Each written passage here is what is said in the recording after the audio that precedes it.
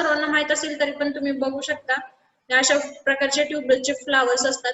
त्याच्यामध्ये वेगवेगळे टाइप्स आहेत. हे सिंगल टाइप आहे, डबल टाइप आहे.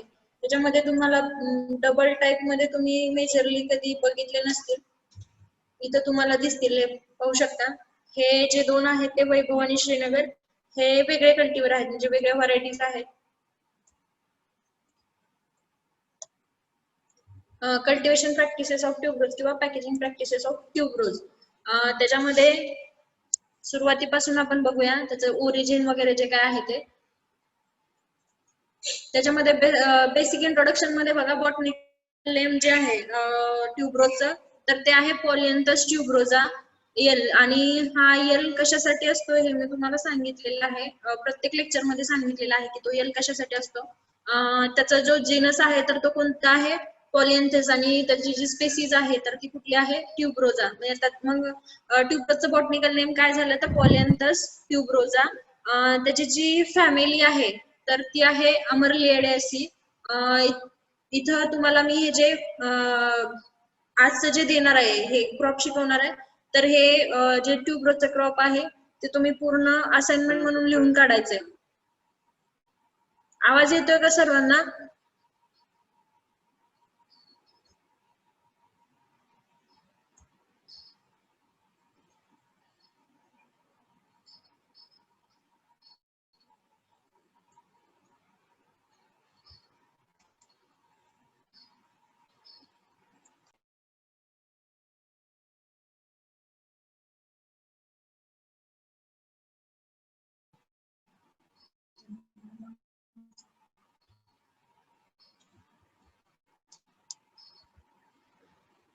आवाज येतोय का आता?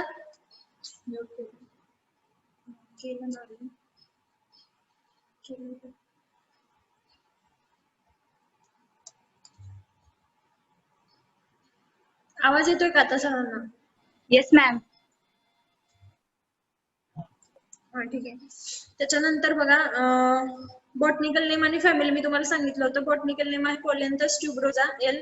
त्याची जी फॅमिली आहे ती आहे अमरलिडेसी.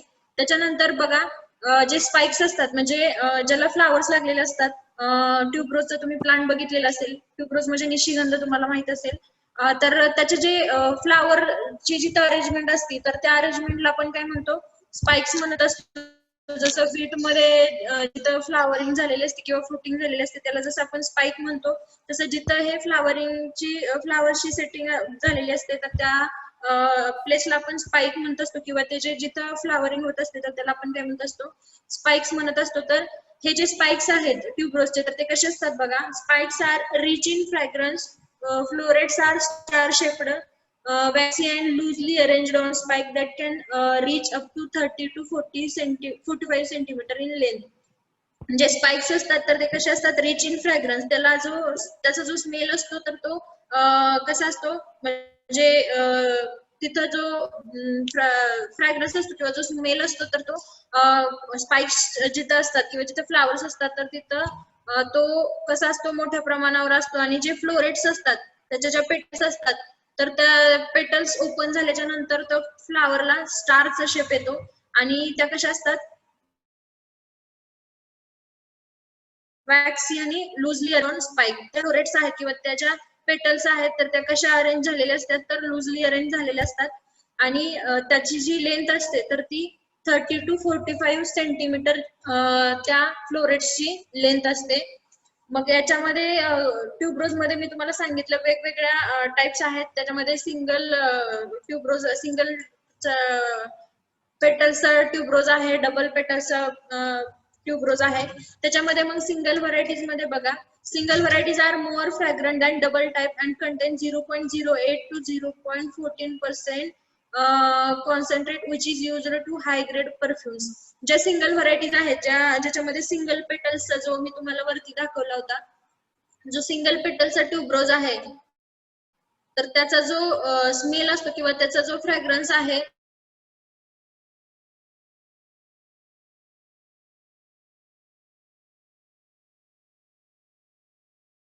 तर तो हायली ट्यूबरोज आहे. तर त्याचं जे फ्रॅग्रन्स आहे तर तो कसा असतो, मोर फ्रॅग्रंट म्हणजे जास्त सुवासिक जो आपण म्हणतो, तर तो कुठला ट्यूबरोज असतो, जो सिंगल टाईपचा किंवा एक पकडीचा जो ट्यूबरोज आहे, तर तो कसा असतो, मोर फ्रॅग्रंट असतो आणि त्याचं जे कॉन्सन्ट्रेशन आहे पर्सेंटेज मध्ये दिलेलं आहे इथं 0.014%चा जो सिंगल व्हरायटीज आहेत ट्यूबरोजच्या, त्याच्यामध्ये त्याचा फ्रॅग्रन्स असतो तर तो 0.08 to 0.14% असतो.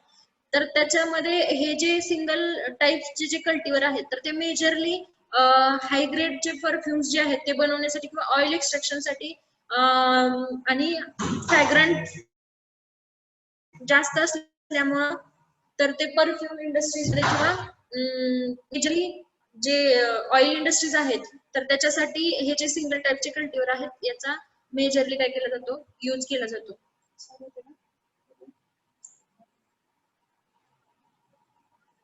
त्याच्यानंतर बघा, flowers of the single type single row of perianth are commonly used for extraction of essential oil, loose flowers making of garland etcetera. जे सिंगल टाइपचे जे फ्लावर्स आहेत, मी तुम्हाला सांगितलं जे सिंगल टाइपचे, तर त्याच्यामध्ये काय असतं, सिंगल रो पेरियन जे पेटल्स असतात, तर त्याचा जो रो असतो तो सिंगल रो असतो आणि कॉमनली हे जे सिंगल टाइपचे जे कल्टिव्हर्स आहेत, तर ते कशासाठी यूज केले जातात, तर एक्सट्रॅक्शन ऑफ इसेन्शियल ऑइल्स, जे मेडिसिनल ऑइल्स असतील किंवा बाकी कॉस्मेटिक्स वगैरे बनवण्यासाठी असेल, तर ते जे ऑइल इसेन्शियल आहे, तर हे ऑइल एक्सट्रॅक्शनसाठी सुद्धा सिंगल टाइपचे कल्टिव्हर मेजरली यूज केले जातात. त्याच्यानंतर ऍज अ लूज म्हणून सुद्धा आपण ट्यूबरोजचे जे सिंगल टाइपचे कल्टिव्हर आहेत ते यूज करत असतो. आणि मेकिंग ऑफ गार्लँड, जे आपण हार बनवत असतो कार्यक्रमात वगैरे, किंवा आपण जे सोशल कार्यक्रम वगैरे असतात किंवा शुभ कार्यात वगैरे जे आपण हार यूज करत असतो, ज्याला आपण पुष्पहार म्हणतो, तर ते बनवण्यासाठी मेजरली जे सिंगल टाइपचे जे ट्यूबरोजेसचे फ्लावर्स आहेत, तर ते यूज केले जातात. हे झालं सिंगल टाइप मध्ये. आता डबल टाइप मध्ये बघा, डबल व्हरायटीज.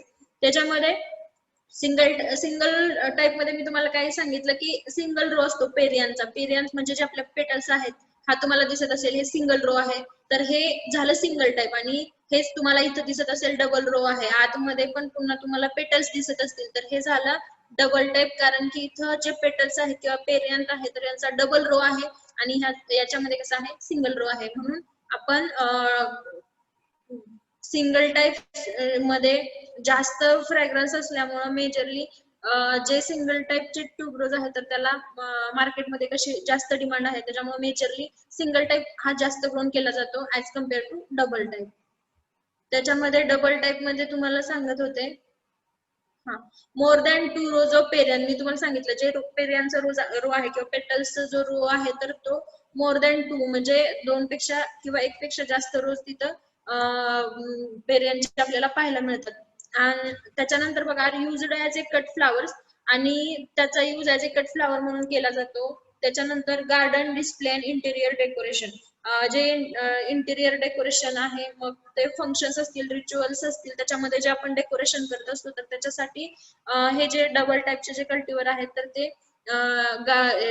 डेकोरेशनसाठी ऍज ए कट फ्लावर म्हणून काय केले जातात, यूज केले जातात. हे झाले डबल व्हरायटीज. त्याच्यामध्ये बघा, नंतर the flower spike of tuberose remains fresh for a long time and finds a distinct place in the flower market. जे ट्यूबरोजचे जे फ्लावर आहेत, तर ते जर व्यवस्थित ठेवले किंवा पोस्ट हार्वेस्ट जर त्याची ट्रीटमेंट व्यवस्थित झाली असेल, तर ते लॉंग टाइम साठी काय होतात, टिकून राहतात. आणि त्याचा जो फ्रॅग्रन्स आहे, तर तो सुद्धा काय होतो, आपण जर त्याचं स्टोरेज व्यवस्थित केलेलं असेल, तर तो सुद्धा जास्तीत जास्त दिवस टिकून राहतो. त्याच्यानंतर बघा, tuberose occupies a very selective and special position among the ornamental plant for its beauty, elegance and sweet pleasant fragrance. Tuberose जे आहे, तर ह्याला एक सिलेक्टिव्ह म्हणजे एक वेगळं आणि स्पेशल अशी पोझिशन आहे ऑर्नामेंटल बल्ब जे आहेत किंवा येणारे जे हे जे ट्यूबरोज क्रॉप आहे, तर याला एक स्पेशल पोझिशन आहे. तर ती का आहे, कारण की त्याची जी ब्युटी आहे किंवा त्याचा जो इलिजन्स आहे किंवा त्याचा जो फ्रॅग्रन्स आहे, तर तो कसा आहे, रिच लेवल वरती आहे. त्याच्यामुळं ट्यूबरोज हा मेजरली ग्रोन केला जाणारा सुद्धा फ्लावर क्रॉप आहे. त्याच्यानंतर बघा, it has a great economic potential for cut flowers, shed and essential oil industry. ट्यूबरोजचा मेन जर यूज काय असेल, ऍज ए गार्लँड म्हणून तर आपण यूज करतोच, डेकोरेशन साठी पण यूज केला जातो, पण मेजरली हे जे ट्यूबरोज क्रॉप आहे तर हे परफ्यूम आणि ऑइल इंडस्ट्रीमध्ये यूज केलं जातं. त्याच्यामुळे त्याला जे इकॉनॉमिक व्हॅल्यू आहे किंवा इकॉनॉमिक पोटेन्शियल त्याचं जे आहे तर ते जास्त आहे. आपल्याला त्याच्यापासून मॅक्झिमम हायेस्ट रिटर्न हे ट्यूबरोज फ्लावर पासून किंवा ट्यूबरोज फ्लावर क्रॉप पासून मिळू शकतं. त्याच्यानंतर बघा, due to their great demand it is currently cultivated in most of the tropical and subtropical countries of the world. Due to their great demand, मग याची जी company value आहे किंवा oil industries वगैरे किंवा ज्या परफ्यूम इंडस्ट्रीज असतील किंवा market मधली त्याची जी व्हॅल्यू आहे ती जास्त असल्यामुळे करंट सिच्युएशन मध्ये मेजरली ट्रॉपिकल आणि सब ट्रॉपिकल कंट्रीज मध्ये ट्यूबरोज जे क्रॉप आहे तर हे फ्लावर क्रॉप मेजरली ग्रोन केलं जातं. हे होती basic introduction about tuberose crop. त्याच्यानंतर बघूया, बेसिक इंट्रोडक्शन मध्ये मी तुम्हाला बॉटनिकल नेम सांगितलं, फॅमिली सांगितली, त्याचे जे टाइप्स आहेत, सिंगल टाइप असेल आणि डबल टाइप असेल ते, आणि त्याची जी इकॉनॉमिकल व्हॅल्यू आहे ती. त्याच्यानंतर आपण बघूया ओरिजिन कुठला आहे, तर tuberose is a native of Mexico from where it is spread to different parts of the world during 16th century. ट्यूबरोजचं नेटिव्ह हे कुठलं आहे किंवा ट्यूबरोजचं ओरिजिनेशन कुठं झालेलं आहे किंवा कुठं ओरिजिनेट झालेलं आहे ट्यूबरोज क्रॉप पहिल्यांदा, तर ते मेक्सिको मध्ये झालेलं आहे आणि 16th सेंचुरी मध्ये ते वर्ल्ड वाईड सगळीकडे हे जे ट्यूबरोजचं क्रॉप आहे तर ते काय झालेलं आहे, स्प्रेड झालेलं आहे. मग ओरिजिन जे आहे ट्यूबरोजचं तर ते कुठलं आहे, तर ओरिजिन असणार आहे मेक्सिको. त्याच्यानंतर ओरिजिन नंतर कल्टिवर्स बघा, कल्टिवर्स मध्ये देर आर 3 टाइप्स ऑफ ट्यूबरोजेस. मी तुम्हाला सुरुवातीला सांगितलं ट्यूबरोज मध्ये जे टाइप्स आहेत तर त्याच्यामध्ये मी तुम्हाला सिंगल आणि डबल दोन हे जे मेजरली कल्टिवेट केले जाणारे टाइप आहेत. त्याच्यामध्ये अजून एक टाइप आहे, तो जो आहे मी तुम्हाला सिंगल आणि डबल सुरुवातीला सांगितला होता, आणि अजून एक आहे तो आहे सेमी डबल बिअरिंग फ्लावर. त्याच्यामध्ये बघा, सगळ्यात सुरुवातीला आपण सांगितलं होतं सिंगल जो आहे, सिंगल टाइपचा जो असणार आहे तर तो कसा असतो, single cultivar, single with 1 row of corolla segments, ज्याच्यामध्ये करोलांचा ते झाले सिंगल कल्टिवर. त्याच्यामध्ये नंतर सेकंड मध्ये बघा, semi double bearing flower with 2 to 3 rows of corolla segment. जो सेमी डबल असणार आहे सेकंड टाइप, जो मी अगोदर सांगितलेला होता तर तो कुठला टाइप आहे, सेमी डबल बिअरिंग फ्लावर.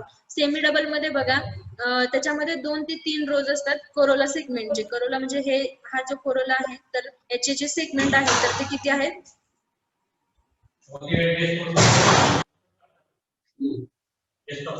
4 नाही आहे त्याचे. मग कोण बोलणार, चालेल चालेल. हा, माझं लेक्चर चाललं. शीट तुम्ही रिटर्न नेली, मी भरून देते. पण तुम्ही माझ्याकडे दिलीच आहे ना शीट, तुम्ही घेऊन गेलात रिटर्न ती. लिहून पण नेलं तुम्ही, लिहून पण घेतलं होतं. नाही, माझ्याकडे नव्हती दिली. त्याच्यानंतर बघा, मी तुम्हाला काय सांग, सेमी डबल बिअरिंग मध्ये 2 ते 3 रो असतात कोरोला सेगमेंटचे, जे की सिंगल मध्ये एकच असतो. आणि त्याच्यानंतर बघा, डबल मध्ये थर्ड टाइप आहे आपला double having more than 3 rows of Corolla segment. ज्या फ्लावर मध्ये मोर दॅन 2 कोरोला सेगमेंट्स असतात तर त्या फ्लावरला काय म्हणायचंय, डबल टाइपची कल्टिवर किंवा डबल टाइप ऑफ ट्यूबरोज. हे झालं टाइप्स ऑफ किंवा कल्टिवर्स ऑफ ट्यूबरोज, जे सिंगल, सेमी डबल आणि डबल. सिंगल मध्ये एकच रो असेल करोला सेगमेंटचा, सेमी डबल मध्ये 2 ते 3 रोज असतील करोला सेगमेंटचे, आणि जे डबल असणार आहे तर त्याच्यामध्ये मोर दॅन 3 करोला सेगमेंट्स असणार आहेत. त्याच्यानंतर नेक्स्ट मध्ये बघा,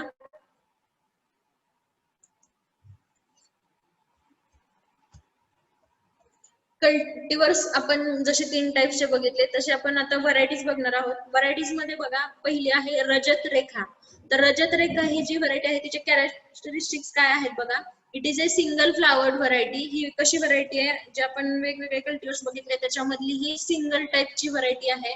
the flowers have silvery white streaks along the middle of blade. त्या ज्या व्हरायटी आहेत तर त्या कशा असतात, सिल्वरी व्हाईट कलरच्या असतात. त्याच्यानंतर ही झाली रजत रेखा. त्याच्यानंतर बघा श्रीनगर आहे, सेकंड व्हरायटी आहे श्रीनगर. ही सुद्धा सिंगल फ्लावर व्हरायटी आहे. It is a single flower variety. The flower bud is attractive with slightly pinkish. ह्याचे जे फ्लावर्स असतात तर ते अट्रॅक्टिव्ह आणि स्लाइटली कसे असतात, पिंकिश असतात. आणि याचं जे इल्ड आहे, flowers are ideal for making garland. ह्याचे जे फ्लावर्स आहेत, श्रीनगर टाईपच्या कल्टिव्हरचे जे फ्लावर्स आहेत तर ते गार्लँड बनवण्यासाठी, पुष्पहार बनवण्यासाठी आयडियल असतात. त्याच्यानंतर हे जे स्पाइक्स जे आहेत तर ते कट फ्लावर म्हणून आपण काय करू शकतो, यूज करू शकतो. आणि yield of loose flower is about, आणि याचं जे इल्ड आहे ऍज अ लूज फ्लावर म्हणून आपण जर त्याला हार्वेस्ट केलं, त्याचं इल्ड किती आहे, 15,000 kg per hectare per year. म्हणजे एका वर्षामध्ये, एका हेक्टरमध्ये आपल्याला 15,000 kg श्रीनगर ह्या व्हरायटीचं आपल्याला ट्यूबरोजचं लूज फ्लावरचं इल्ड आपल्याला भेटणार आहे, किंवा त्याचे हे कॅरेक्टरिस्टिक्स आहेत. त्याच्यानंतर बघा, Srinagar is preferred by farmers and industries due to higher flower yield. Srinagar ही जी व्हरायटी आहे तर ही फार्मर्स असतील किंवा इंडस्ट्री असेल तर हे मेजरली ही व्हरायटी प्रेफर करतात, कारण की याचं जे इल्ड आहे तर ते कसं आहे, हायर फ्लावर इल्ड आहे. आणि हायर फ्लावर इल्ड असल्यामुळे ही व्हरायटी मेजरली काय केली जाते, प्रेफर केली जाते, फार्मर्स असतील त्यांच्याकडून किंवा इंडस्ट्रीज कडून. ही झाली श्रीनगर. त्याच्यानंतर थर्ड वन बघा,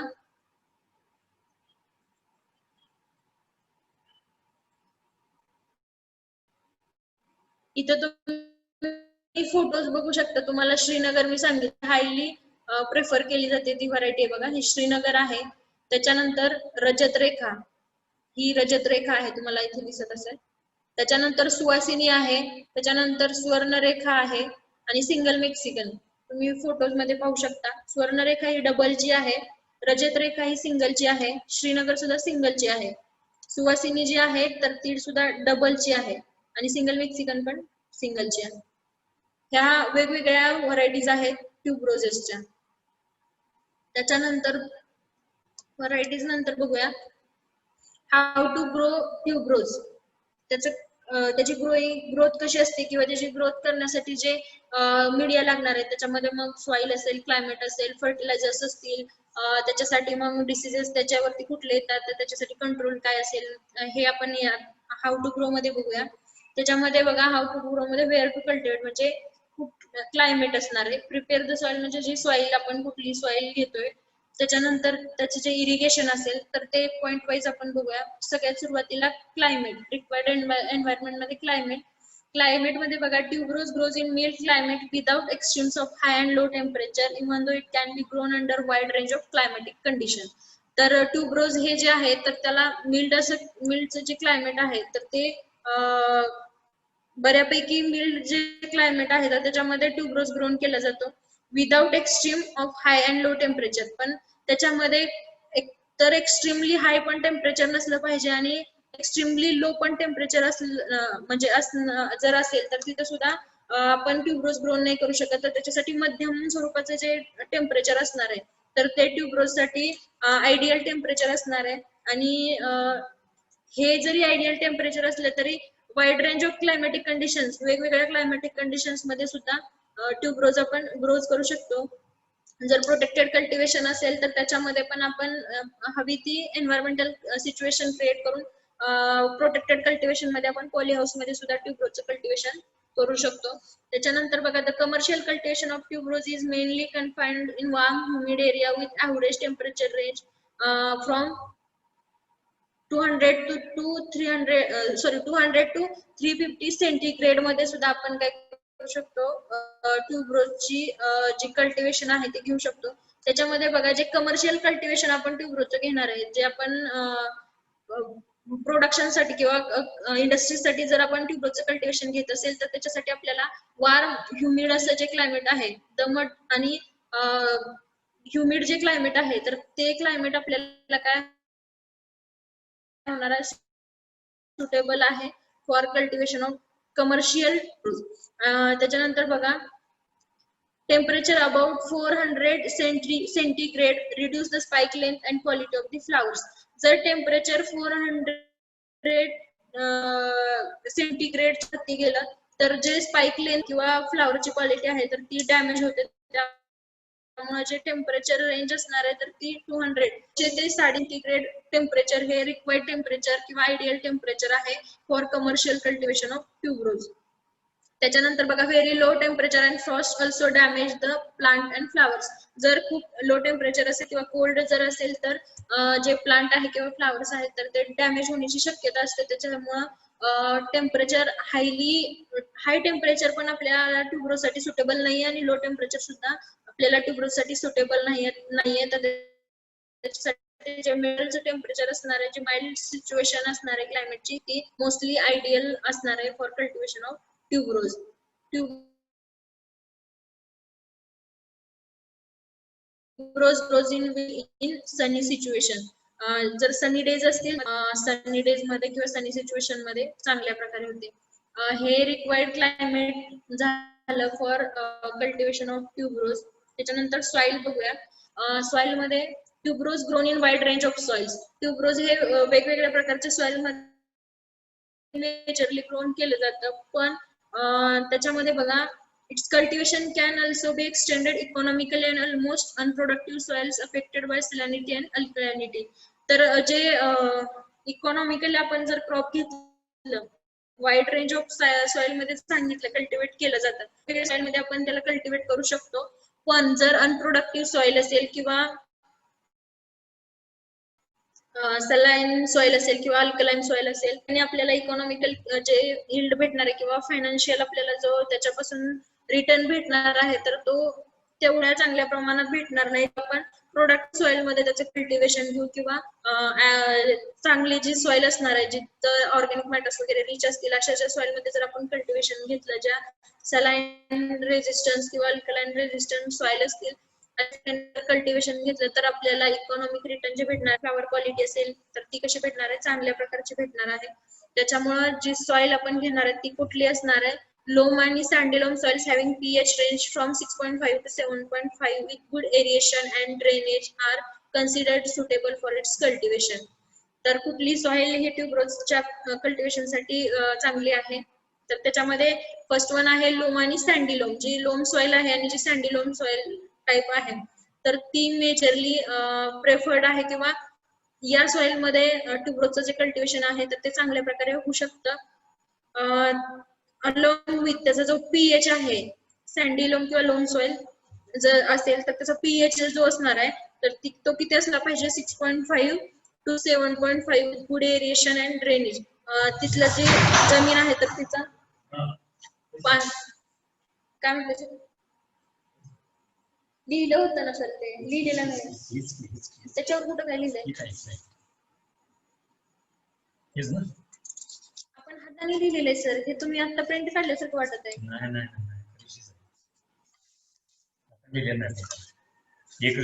मग ते लॉक तोडून बघून घ्या ना काय काय आहे. हा शिक्का का डिपार्टमेंट जाईल आता लगेच पाहिजे का, तिथे ते टेबल स्टॅम्प पॅड नाही आहे पण सर, तिथं ह्या बागल सरांकडे तिथून शिक्का मारून द्या. हा उमटतोय, हा असा नाही उमटतोय, बागल सरांच्या तिथून घ्या ना स्टॅम्प पॅड. आपलं काय चालू होतं, हा सॉइल टाइप जी सांगितली तुम्हाला तर ती कुठली पाहिजे, लोम किंवा सँडी-लोम सॉइल, आणि त्याचा जो pH असणार आहे तो किती असला पाहिजे, 6.5 to 7.5. आणि जी जमीन असणार आहे, जी सॉइल असणार आहे तर ती कशी प्रकारची असली पाहिजे, उत्तम असा पाण्याचा निचरा होणारी आणि ज्या सॉइल मध्ये इरिएशन चांगल्या प्रकारचं, म्हणजे जी हवा असणार आहे ती हवा खेळती राहिली पाहिजे, अशी पोरस सॉइल जी आहे तर ती आपण ट्यूबरोज साठी सिलेक्ट करणार आहेत, किंवा जे सॉइल जी आहे तर ती कशा प्रकारची असले पाहिजे, गुड ड्रेनेज असणारी सॉइल ही ट्यूबरोजच्या क्रॉप साठी आपल्याला सिलेक्ट करायची. त्याच्यानंतर बघा FYM and leaf mould in proportion of 2:1 should be used.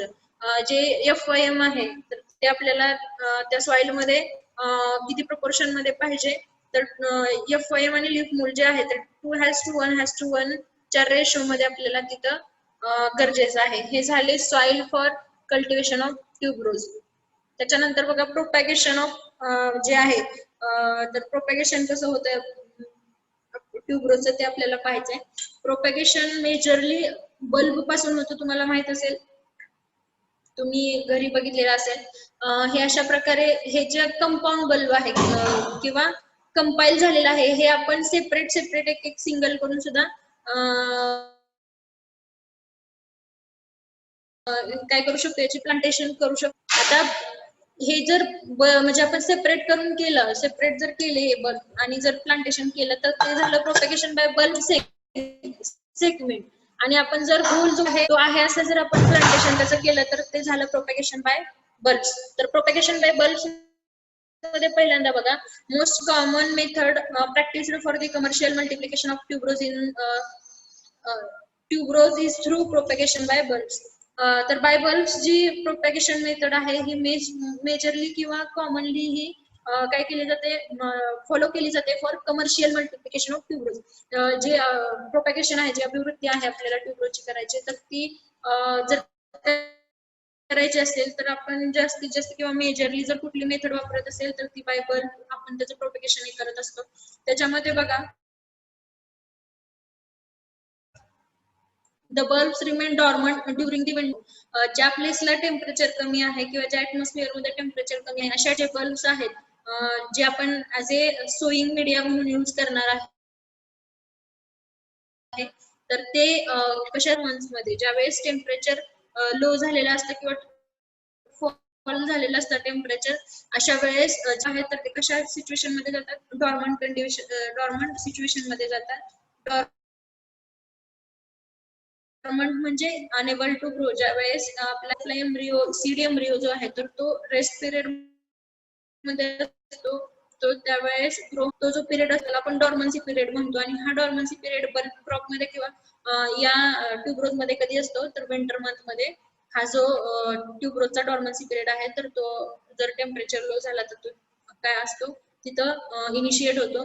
त्याच्यामुळं त्याची जी डॉर्मन्सी आहे तर ती जर ब्रेक करायची असेल तर आपण ती डॉर्मन्सी कशी ब्रेक करतो, मी तुम्हाला सांगितलं होतं. वेगवेगळे ग्रोथ रेग्युलेटर्सचं मी तुम्हाला आपल्या फोर्थ सेमिस्टरच्या वेळेस यूज सांगितलेला होता.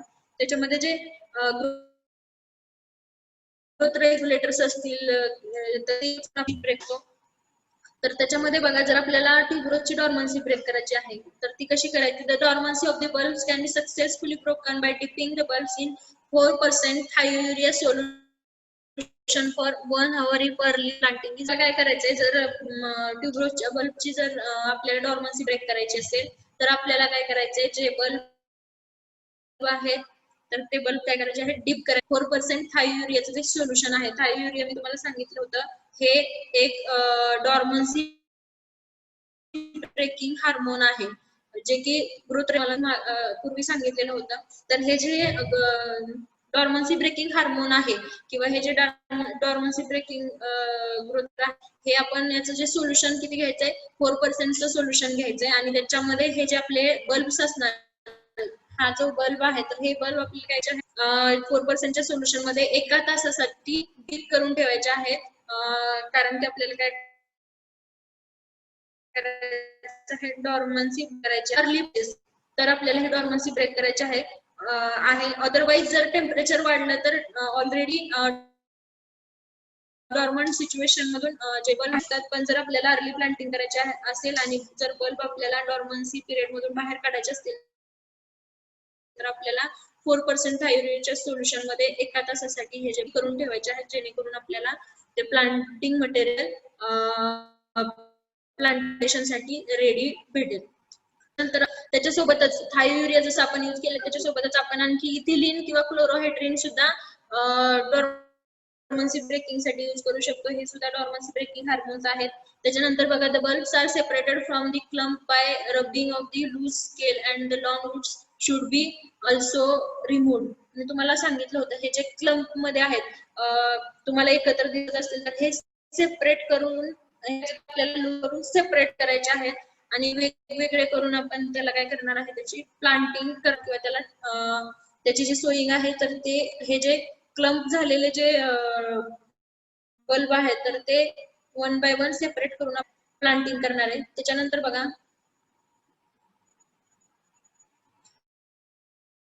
in general spindle shaped bulbs free from BCM 1.5 and 3.0 centimetre are suitable for planting. जे आपण क्लम्प झालेले जे बल्ब्स आहेत ते सेपरेट केल्यानंतर जे जनरली स्पिंडल शेप मध्ये असतात, तर ते जे बल्ब आहेत ते कसे असले पाहिजे, डिसीज फ्री असले पाहिजे. तिथे कुठल्याही सीड बॉर्न, सॉइल बॉर्न डिसीजचा किंवा कुठल्याही डिसीजचं इन्फेक्शन झालेलं नसेल, असं व्हायरस फ्री किंवा डिसीज फ्री जे मटेरियल आहे तर ते मटेरियल ते जे आपण सेपरेट केलेले बल्ब आहेत तर ते काय साठी घ्यायचे आहेत, ज्याचा डायमीटर किती असला पाहिजे, 1.5 किंवा 3.0 सेंटीमीटर इतका त्याचा डायमीटर असला पाहिजे, असं मटी ट्यूबरोजचं घेणार आहोत. त्याच्यानंतर बघा, about 8 to 9 tons of bulbs are required for planting of 1. तर 1 हेक्टर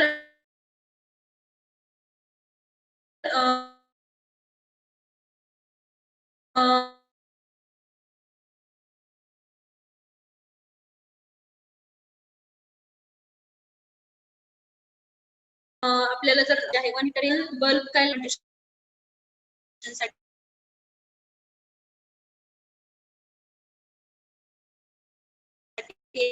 साठी जो सीड एक्सपेन्सिव्ह. जर आपल्याला मॅच्युअर बल्ब पासून प्रोपॅगेशन करायचं असेल तर ते कसं आहे, एक्सपेन्सिव्ह आहे. Therefore, multiplication of growing stock can be done by division of bulbs. ज्यावेळेस आपण हे जे बल्ब आहेत तिथे तुम्हाला हा जो बल्ब आहे तर हा तयार होण्यासाठी काय होणार आहे, वेळ लागणार आहे आणि परचेस करण्यासाठी तो कसा आहे, एक्सपेन्सिव्ह आहे किंवा तो परवडणारा नाहीये. तर आपल्याला ऍज कम्पेअर टू त्याच्यामध्ये जर आपल्याला कमी खर्चामध्ये जर आपल्याला प्रोपॅगेशन करायचं असेल तर आपण by multiplication of growing stock, जे ग्रोईंग स्टॉक आहे त्या ज्या रूटचं जे मल्टिप्लिकेशन करून किंवा ते रूट स्टॉक डिवाइड करून त्याचे जे बल्ब आहेत तर ते आपण प्लांटेशन करू शकतो. तुम्हाला ग्रोईंग प्लांट दाखवते याच्यापासून. हे जे ग्रोईंग प्लांट दिसतंय तुम्हाला, हे मेन स्टॉक आहे. याच्यापासून आपण हे जे सेगमेंट आहेत हे सेगमेंट डिवाइड करून त्याला सेपरेटली आपण काय करू शकतो, त्याचं प्लांटेशन करू शकतो आणि हे फायनान्शियली आपल्याला परवडण्यासारखं आहे as compare to bulb method. पण बल्ब मेथड ही जर आपल्याला इकॉनॉमिकली कल्टिवेशन साठी घ्यायची असेल, ऍज अ कमर्शियल कल्टिवेशन म्हणून जर घ्यायचं असेल तर तीच मेथड मेजरली फॉलो केली जाते. याच्यामध्ये मी तुम्हाला सांगितलं ते large size bulb having 2.1 centimetre or more diameter are suitable for planting purpose. तर मग जी बल्बची डायमीटर असणार आहे, जे बल्ब आपल्याला प्लांटिंग साठी घ्यायचे त्याचा डायमीटर किती असला पाहिजे, 2.1 सेंटीमीटर.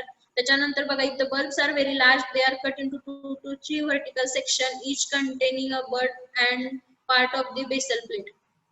जर डायमीटर जास्त असेल किंवा बल्बची साईज लार्ज असेल तर काय करायचे, 2 ते 3 वर्टिकल सेक्शन मध्ये इच कंटेनिंग कसं कट करायचं, तर अशा पद्धतीने कट करायचे जेणेकरून त्याच्यामध्ये एक तरी बड असला पाहिजे, जेणेकरून तिथून त्या प्लांटची ग्रोथ होईल आणि बेसल प्लेट जी असणार आहे ती सुद्धा तिथं प्रेझेंट असली पाहिजे. अशा प्रकारे आपल्याला काय करायचे, त्याचे 2 ते 3 व्हर्टिकल सेक्शन मध्ये कट करायचे आहेत जर लार्ज साईजचे बल्ब असतील तर. त्याच्यानंतर बघा, each of these section is treated with copper fungicide and planted vertically in a rooting medium with the tip just showing above the surface. तर आपल्याला जी प्लांटिंग करायची आहे तर ती करण्याच्या अगोदर काय करायचे, आपल्याला सीड आपण तर ती कशाची करायची, कॉपर फंजीसाइड. कुठलंही कॉपर फंजीसाइड एक असेल तर आपल्याला काय करायचे, त्याला त्या बल्बला ट्रीटमेंट द्यायची आहे, त्याच्यामध्ये डिप करायचे आहेत. आणि प्लांटिंग कशी करायची आहे, तर आपण ज्यावेळेस रुटिंग मीडियम मध्ये प्लांटला ट्रान्सफर करतो किंवा बल्बला ट्रान्सफर करतो तर त्यावेळेस त्याचा थोडासा जो फक्त टीप असणार आहे, जो शेंडा असणार आहे तो अबव सरफेस ठेवायचा आहे आणि बाकी जो बल्ब असणार आहे पूर्ण तो सॉइलने आपल्याला काय करायचं आहे, कव्हर करायचा आहे. त्याच्यानंतर moderately warm temperature should be maintained. New bulblets along with the root developed from the basal plate. At this stage bulblets are transferred to the ground. काय करायचं, ज्यावेळेस मॉडरेटली वॉर्म टेम्परेचर काय करायचं, आपल्याला तिथं मेंटेन करायचं आहे. ते झाल्याच्या नंतर काय होतं, तिथं न्यू बल्ब जे आहेत तर ते फॉर्मेशन व्हायला सुरुवात होते आणि ते बल्ब आपल्याला काय करायचे, ट्रान्सफर करायचे जिथं आपण इकॉनॉमिकली कल्टिवेशन घेतो किंवा ज्या फील्ड मध्ये आपल्याला कल्टिवेशन घ्यायचंय त्या फील्ड मध्ये आपण काय करणार आहोत, ते बल्ब ट्रान्सप्लांट करणार आहोत. हे झालं प्रोपॅगेशन बाय बल्ब सेगमेंट.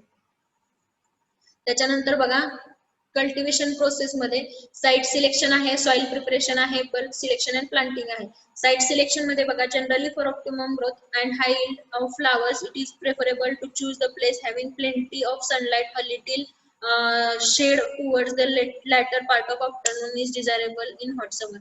तर आपल्याला जे साईट सिलेक्शन करणार आहे, साईट सिलेक्शन म्हणजे आपल्याला कुठं प्लांट ग्रोथ करायचंय किंवा कुठं आपल्याला त्या ट्यूबरोज क्रॉपचं कल्टिवेशन घ्यायचंय, तर अशा प्लेसला जिथं जो सूर्यप्रकाश, स्वच्छ असा सूर्यप्रकाश जिथं असेल किंवा थोड्याफार प्रमाणात हॉट समर ज्यावेळेस असतात तर तिथं अशा प्लेसला घ्यायचंय जिथलं क्लायमेट मध्ये आफ्टरनून नंतर आपल्याला थोडेसे शेड्स भेटतील, अशा ठिकाणी आपल्याला जी ट्यूबरोजची कल्टिवेशन आहे ते घ्यायचं आहे.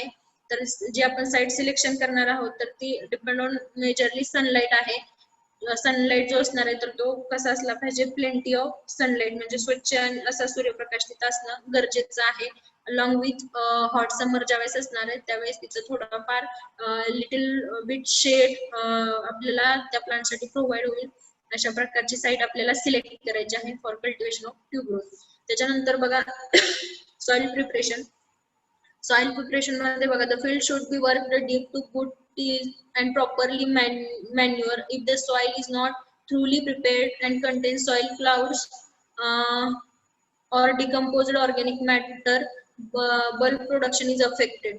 जर आपण सॉइल प्रिपरेशन करायला गेलो तर सुरुवातीला आपल्याला काय करायचंय, सॉइलची टिल्थ जी आहे तर ती कशी इम्प्रूव्ह करता येईल याच्यासाठी आपल्याला काय करायचं, तिथं प्रॉपर प्लगिंग आणि मॅन्युअरिंग करून घ्यायचं आहे. मॅन्युअरिंग मध्ये मग FYM जे असेल तर ते आपल्याला तिथं काय करायचं, त्या सॉइल मध्ये ऍड करायचं आहे.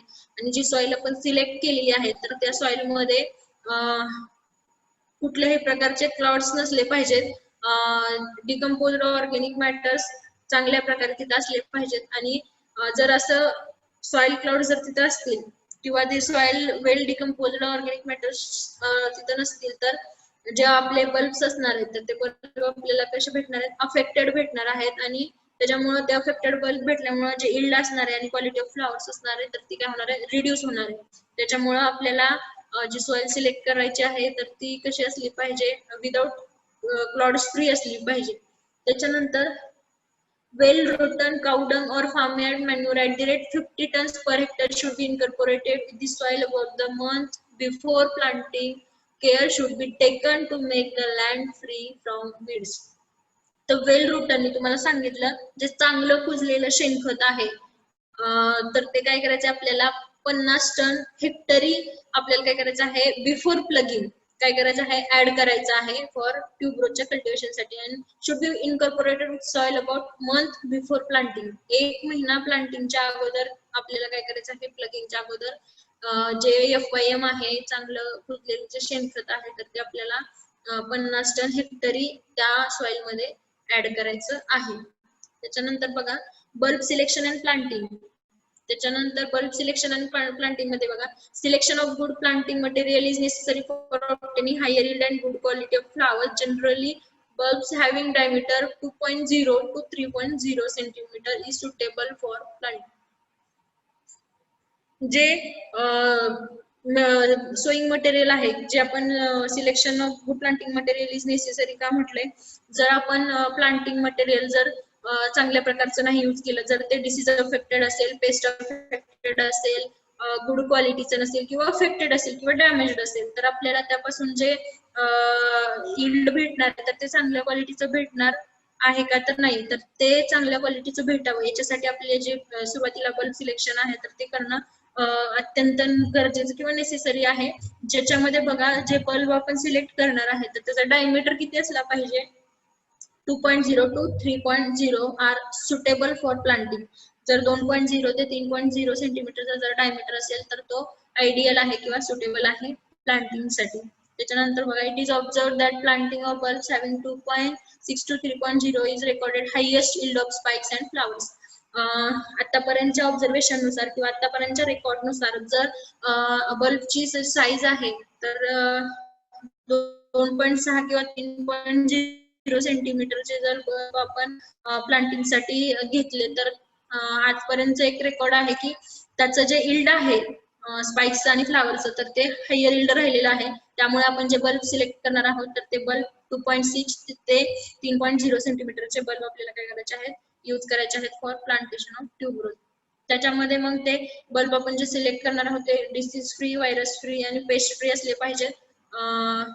आणि जरी पेस्ट फ्री, डिसीज फ्री असले तरी आपल्याला काय करून घ्यायचं आहे, त्यांना सीड ट्रीटमेंट जी असणार आहे ती काय करायची आहे, करून घ्यायची आहे कॉपर फंजीसाइडने, सुरुवातीला सांगितलं वरती. त्याच्यानंतर most important factor is irrigation.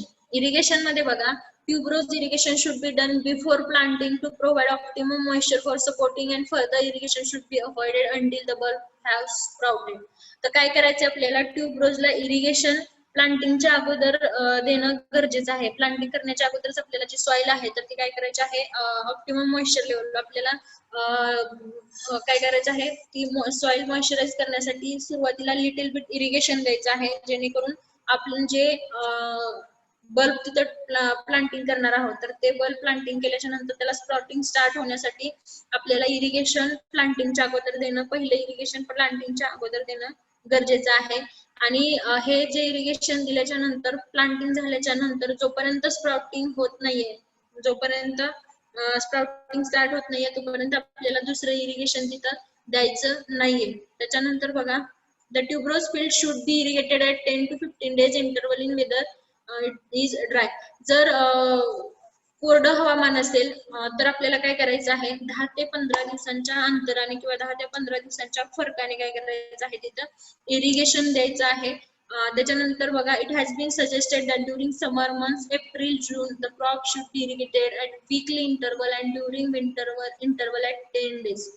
तर ज्यावेळेस कडक उन्हाळा असेल, ज्यावेळेस समर हॉट असतात किंवा एप्रिल जूनचा जो पिरियड आहे तर त्या टाइम मध्ये आपल्याला काय करायचं आहे, ट्यूबरोजचं जे क्रॉप आहे तर ते वीकली इरिगेट करायचं आहे, एक आठवड्याच्या इंटरवलनी.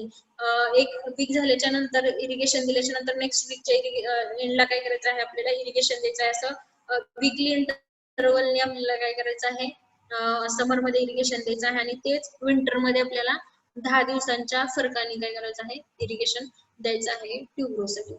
त्याच्यानंतर हे झालं इरिगेशन. त्याच्यानंतर बघा, वीड कंट्रोल. वीड कंट्रोल मध्ये बघा, weed become a serious problem in the cultivation of tuberose. जे वीड आहे तर हे वीड हा एक सिरियस प्रॉब्लेम आहे ट्यूबरोजच्या कल्टिवेशन मध्ये. त्याच्यामध्ये बघा, if these weed are not removed in the time, growth and productivity will be markedly reduced. जर टाइम टू टाइम वीड जर रिमूव्ह नाही केले तर जी ग्रोथ आहे, जी वाढ आहे ट्यूबरोजची आणि जी उत्पादकता आहे, जी प्रोडक्टिव्हिटी आहे तर ती काय होणार आहे, मेजरली मोठ्या प्रमाणावर काय होणार आहे, कमी होणार आहे. म्हणून मॅन्युअल विडिंग काय करायचं तिथं कॅरी करायचे आहे. तिथं बघा, manual weeding is effective if done frequently. जर वीड तिथं आलेलं असेल, तिथं वीड इन्फेस्टेशन वाढलेलं असेल तर आपल्याला मॅन्युअल विडिंग करणं तिथं गरजेचं आहे आणि ते मोस्ट इफेक्टिव्ह आहे. Generally after each irrigation weeding is done. Generally काय करायचं, इरिगेशन दिल्याच्या थोड्या दिवसानंतर आपल्याला विडिंग करत राहायचंय. हे झालं वीड कंट्रोल. त्याच्यानंतर बघा, मॅन्युअर्स आणि फर्टिलायझर्स मध्ये, the requirements of manures and fertilizers for tuberose vary with climatic condition and soil type. जे फर्टिलायझर अप्लाय आहे किंवा फर्टिलायझर रिक्वायरमेंट जी आहे ते ती depend on different climatic situation आणि सॉइल वरती काय आहे ती डिपेंड आहे. During the preparation of soil, a basal application of leaf mold, farmyard manure and cattle manure at the rate 20 to 50 tons per hectare. मी तुम्हाला सुरुवातीला सॉइल प्रिपरेशन मध्ये सांगितलं होतं 20 ते 50 टन जे हेक्टरी आपल्याला काय करायचं, तिथं FIM आहे किंवा जे कॅटल मॅन्युअर आहे किंवा लीफ मोल्ड जे आहे ते काय करायचं आहे, ऍड करायचं आहे. त्याच्यानंतर high dose of nitrogen and phosphorus markedly promotes leaf and bulb formation in tuberose.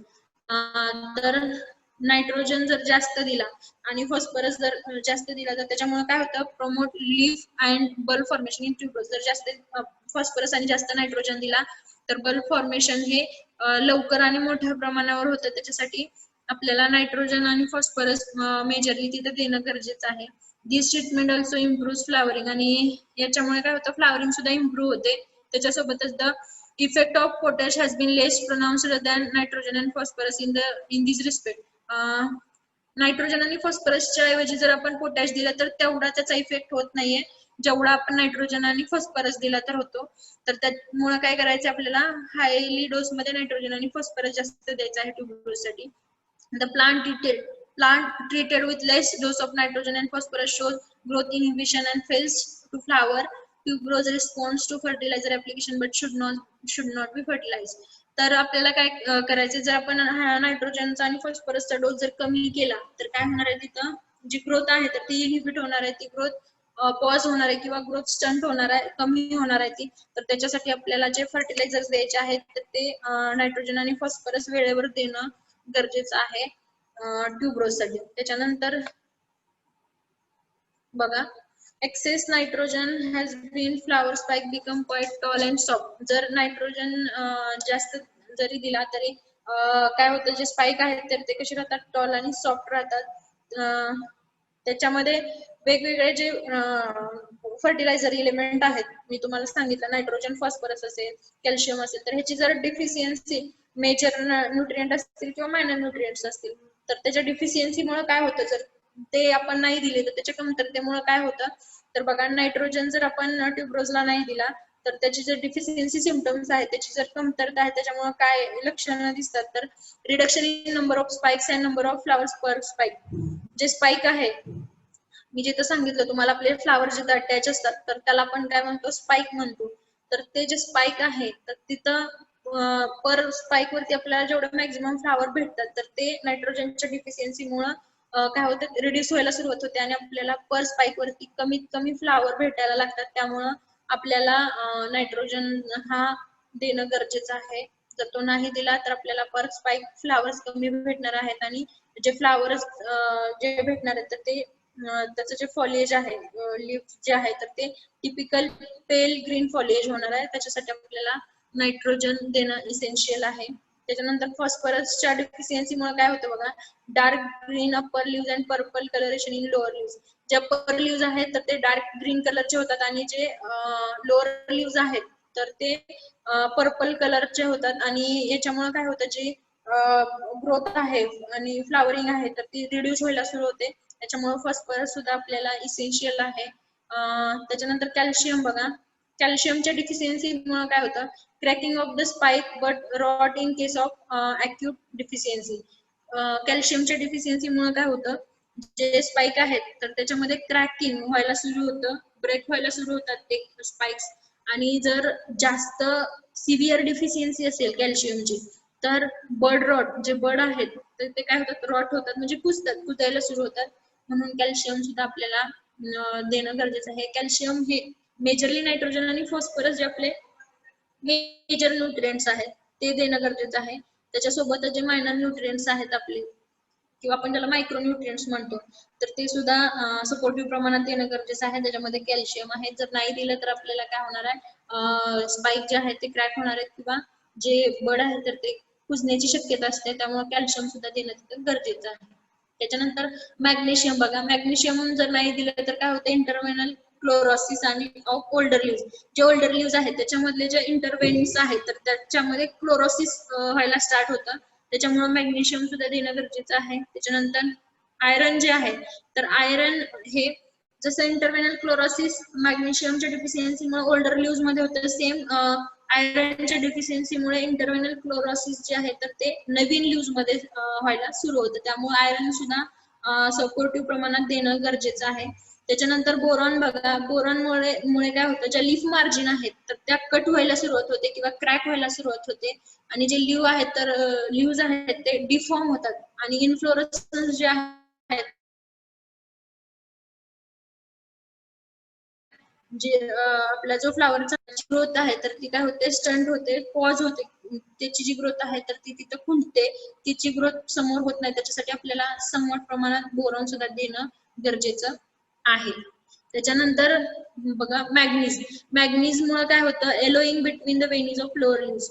जर मॅग्नीजची डिफिशियन्सी असेल तर काय होतं, एलोईंग होतं वेनीज मध्ये आणि ज्या आपल्या वेन्स असतात लिफच्या त्याच्यामध्ये येलोईंग व्हायला स्टार्ट होतं. त्याच्यामुळे आपल्याला मॅग्नीज सुद्धा तिथं देणं गरजेचं आहे. त्याच्यानंतर आणि पेस्ट कुठल्या कुठल्या आहेत तर डिसीज मध्ये बघा common diseases are stem rot. First one disease आहे स्टेम रॉट. त्याच्यानंतर सेकंड आहे botrytis spot and blight. Stem rot म्हणजे जो मूळ कूज म्हणतो किंवा जे स्टेम आहे तर ते काय होतं कुजतं आणि जो ब्लाइट आहे तो सुद्धा डिसीज आपल्याला ट्यूबरोज मध्ये पाहायला भेटतो. त्याच्यानंतर लिप स्पॉट ज्याला आपण पानांवरील ठिपके म्हणतो तो सुद्धा ट्यूबरोज मध्ये आपल्याला पाहायला भेटतो आणि फ्लावर रॉट किंवा बर्ड रॉट हे आहेत डिसीजेस. त्याच्यानंतर हार्वेस्टिंग बघा हार्वेस्टिंग कशी करतात किंवा कधी करायची आहे तर tuberose is harvested by cutting the spikes from the base of for table decoration or individual flower is picked from the spike for making garlands and other floral ornaments. तर जर ट्यूबरोज आपल्याला डेकोरेटिव्ह पर्पज साठी जर harvest करायचे असतील interior decoration असेल किंवा मग आउटडोर डेकोरेशन असेल त्याच्यासाठी आपल्याला जर ट्यूबरोज हार्वेस्ट करायचं असेल तर ते कसं करायचं कटिंग विथ द स्पाइक म्हणजे आपल्याला स्पाइक पासून सेपरेट आपण जे फ्लावर सिंगली हार्वेस्ट करतो किंवा सेपरेटली हार्वेस्ट करतो असं न हार्वेस्ट करता अलॉंग विथ स्पाइक आपल्याला काय करायचं आहे हार्वेस्ट करायचं आहे फॉर टेबल डेकोरेशन साठी किंवा इंटेरियर डेकोरेशन जर हार्वेस्ट करायचं असेल तर. आणि जर आपल्याला गार्लँड मेकिंग साठी म्हणजे जे पुष्पहार वगैरे बनवायचे आहेत किंवा जे आपल्याला अदर साठी जर फ्लावर्स लागायचे असतील ट्यूबरोजचे तर आपल्याला ते सिंगली किंवा इंडिव्हिज्युअली जे फ्लावर आहेत ते काय करायचे आहेत पिक करायचे आहेत बाय हँड किंवा बाय मॅन्युअली. त्याच्यानंतर बघा picking of the flower should be done in cool hours of the day either in the morning or the evening. जी आपल्याला फ्लावरची हार्वेस्टिंग करायची आहे तर ती कधी करायची आहे एकतर कूल आवर्स म्हणजे ज्यावेळेस वातावरण थंड असेल एकतर मॉर्निंगला करायची आहे अर्ली मॉर्निंगला नाहीतर आपल्याला कधी करायची आहे लेट इव्हिनिंगच्या टायमिंग मध्ये काय करायचं आहे हार्वेस्टिंग ट्यूबरोजची करायची आहे. त्याच्यानंतर बघा harvesting of flowers on the previous evening and marketing in the next morning leads to the weight loss of about 40%. जर आपण प्रिव्हियस इव्हिनिंगला जर हार्वेस्टिंग केली आणि नेक्स्ट मॉर्निंगला जर आपण ते मार्केटला नेलं तर आपला जो वेट लॉस आहे फ्लावरचा तर तो किती पर्सेंटने होतो अबाउट 40%. 40% त्याचं जे वेट आहे तर ते काय होतं लॉस होतं आणि वेट लॉस म्हणजे आपण एकंदरीत काय म्हणायचं तर हार्वेस्टिंग केल्याच्या नंतर आपल्याला मार्केटिंगसाठी ते लगेच घेऊन जायचं आहे का न्यायचं आहे तर त्याच्यामध्ये जर आपण ते अगोदर हार्वेस्ट करून ठेवले आणि नेक्स्ट डेला जर त्याला मार्केटला नेलं तर काय होणार आहे वेट लॉस होणार आहे आणि वेट लॉस झाल्यामुळे आपल्याला त्याचा फायनान्शियल काय होणार आहे लॉस होणार आहे. त्याच्यासाठी हार्वेस्टिंग केल्याच्या नंतर लगेचच आपल्याला ते मार्केटसाठी न्यायचे आहे. त्याच्यानंतर बघा the flower spike of four vases be cut when the first pair of flowers fully open with the sharp knife and place them immediately in water. जर आपल्याला वेस्ट लाईफ साठी जर घ्यायची असतील किंवा त्याची जी वेस्ट लाईफ वाढवायची असेल तर त्याच्यासाठी जर आपल्याला हार्वेस्टिंग करायची असेल तर आपल्याला ती कधी करायची आहे ज्यावेळेस जे फ्लावरची पहिली पेअर आहे स्पाइक वरती जे आपल्याला वेगवेगळ्या प्रकारचे भरपूर म्हणजे फ्लावर्स असतात म्हणजे स्मॉल साईजचे असतील बिग साईजचे असतील पण ज्यावेळेस तिथं पहिली जी पेअर असणार आहे स्पाइक वरती ती ज्यावेळेस ओपन होईल त्यावेळेस आपल्याला काय करायचं आहे हार्वेस्ट करायचे आहे फॉर वेस्ट लाईफ साठी किंवा डेकोरेशन साठी आपण जे यूज करतो हार्वेस्ट करणार आहोत तर ते आपल्याला पहिल्या दोन पेअर फ्लावर्सच्या ओपन झाल्याच्या नंतर फुल्ली ओपन झाल्याच्या नंतर काय करायचं आहे अलॉंग विथ शार्प नाईफनी काय जी शार्प अशा नाईफनी प्लेसिंग वॉटर हार्वेस्टिंग केल्याच्या नंतर कट केल्याच्या नंतर त्याला काय करायचं आहे वॉटर मध्ये ठेवायचं आहे जेणेकरून जी वेस्ट लाईफ आहे तर ती त्या फ्लावरची आपल्याला जास्त दिवस वाढवता येईल.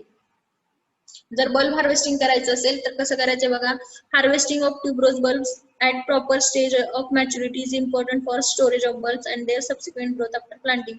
जर आपल्याला बल्बची हार्वेस्टिंग करायची असेल तर ते प्रॉपरली मॅच्युअर झाल्याच्या नंतर हार्वेस्ट करायचे आहे जेणेकरून आपल्याला ते स्टोअर करता येतील आणि नंतर ग्रोथ साठी आपल्याला ते यूज करता येतील. The bulb reach maturity when the flowering is over and plant growth ceases depend on the environmental condition and soil moisture. तर जे बल्ब आहेत तर ते कधी मॅच्युअर होतात ज्यावेळेस फ्लावरिंग त्यावेळेस ज्यावेळेस फ्लावरिंग काय झालेली असेल बंद झालेली असेल पॉज झालेली असेल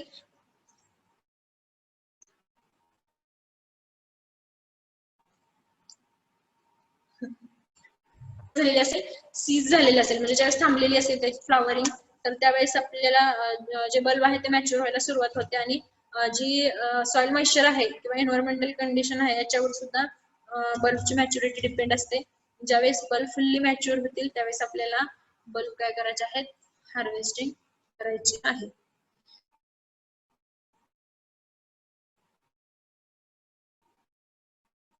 टुनिंग सुद्धा करू शकतो. जर आपण क्रॉप ज्याला आपण खोडवा क्रॉप म्हणतो ते आपण ट्यूबरोज मध्ये टुनिंग क्रॉप करायची असेल किंवा खोडवा क्रॉप घ्यायचा असेल and plot should be well manured.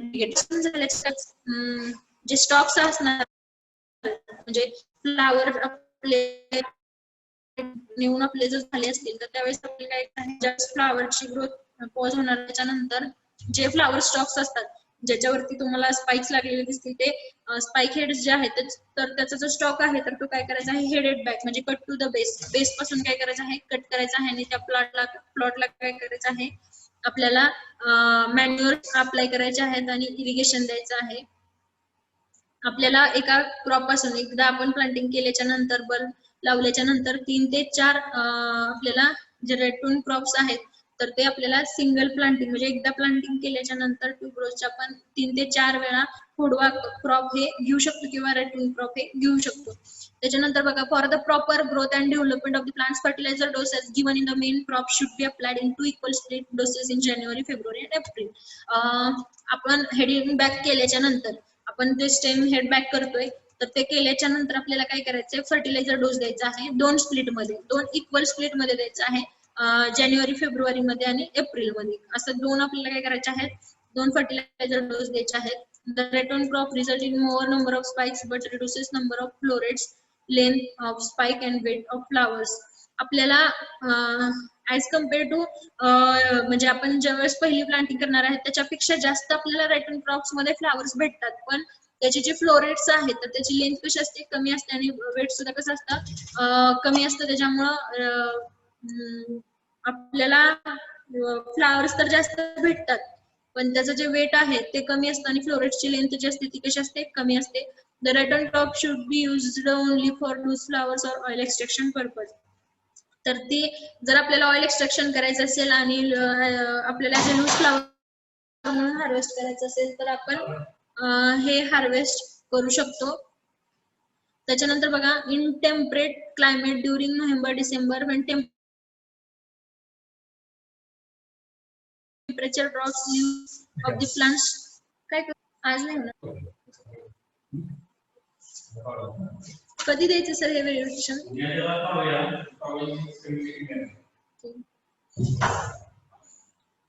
जर टेम्परेट क्लायमेट असेल जेव्हा नोव्हेंबर डिसेंबर मध्ये त्यावेळेस टेम्परेचर फॉल झालेलं असतं तर त्यावेळेस आपल्याला हे प्लांट डॉर्मंट कंडिशन गेलेले दिसतात, त्यामुळे रेटून क्रॉप तेवढं सक्सेसफुल आपण म्हणजे नाही पाहू शकत. Digging of bulb should be done at this stage.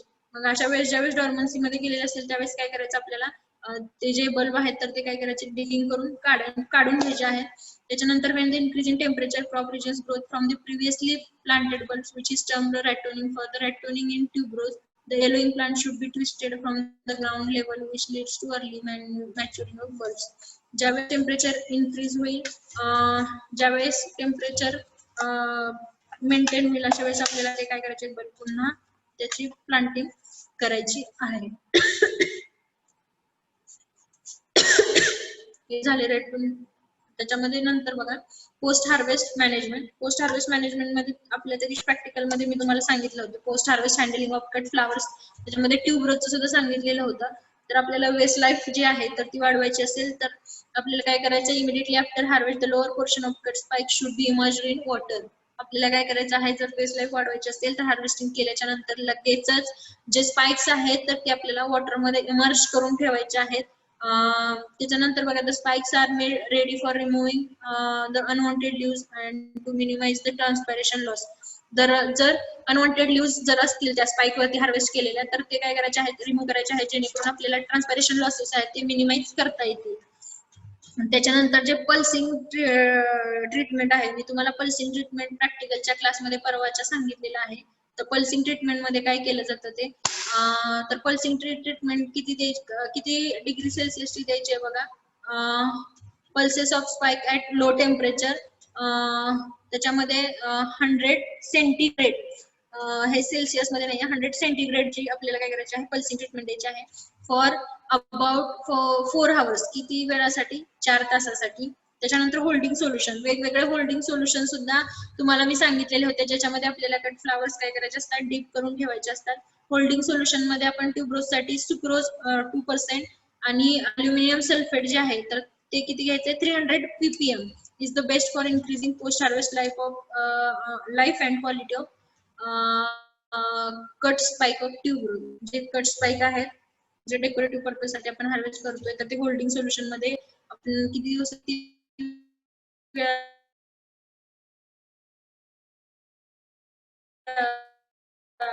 Percentage solution मध्ये ठेव. जे ग्रेडिंग आणि हँडलिंग आहे, तर ग्रेडिंग आणि हँडलिंग तुम्हाला माहितीच आहे, क्वालिटीनुसार फ्लावर काय करायचे, तर आपल्याला ग्रेड करायचे आहेत अकॉर्डिंग टू, म्हणजे स्पाइक लेंथ आहे, तर ज्याची स्पाइक लेंथ जास्त असेल तर ते एक ग्रेडचा फ्लावर असेल, अशा वेळेस आपल्याला काय करायचे, त्याची ग्रेडिंग करायची अकॉर्डिंग टू वेट असेल. मग तर आपण काय करणार, त्याची वेगवेगळ्या पोर्शन मध्ये अकॉर्डिंग टू साईज आणि शेप किंवा वेट असेल त्यानुसार आपण त्याची ग्रेडिंग करणार आहोत.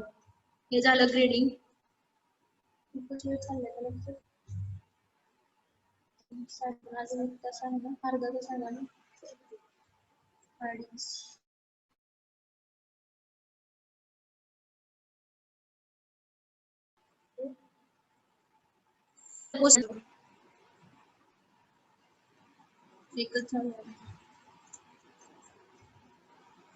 इथपर्यंत सर्वांना समजलंय का?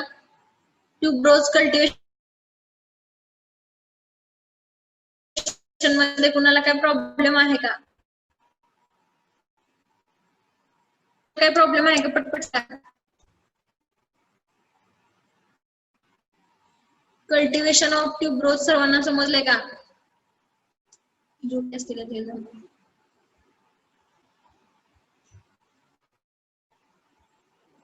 ट्यूबरोजचं कल्टिवेशन कोणाला